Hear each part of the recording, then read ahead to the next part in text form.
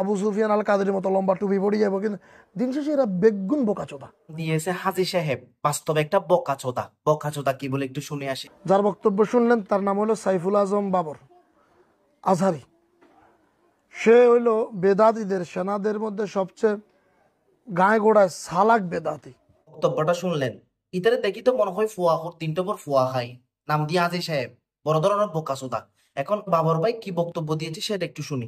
দেলোয়ার হুসাইন সাইদি সাহেবের বুকে যদি আমরা এই হাদিসগুলা শুনতাম, দিল ইচ্ছা করে উনি টেনে টেনে আমাদেরকে যদি কাছে এই হাদিসগুলা শোনাইতেন যে আমার নবীর শরীর মুবারকের ঘাম মুবারক সাহাবায়ে কেরাম আতর হিসেবে ব্যবহার করতেন, আমার নবীর লোক মুবারক আমার নবীর সাহাবীরা সংগ্রহ করতেন। আসলে বকাচোদা তুই তো বুঝবি না, এটার অর্থ কি বুঝাইতে চাইছেন।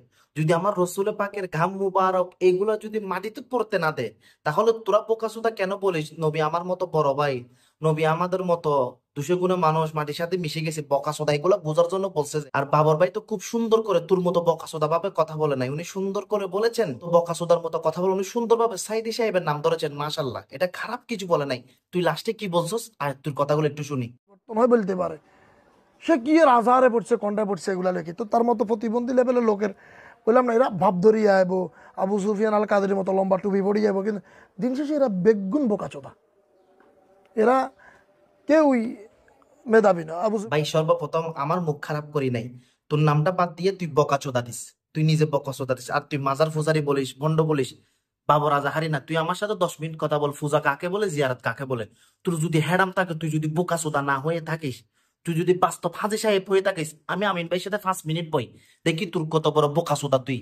আসলে কি বলবো, দোকান দে তুই, সরিষার তেল বিক্রি কর, মধু বিক্রি কর, তুই আলেমদের নিয়ে কেন কথা বলবি। সাইফুল আজম ভাই খুব সুন্দর করে একটি কথা বলেছেন।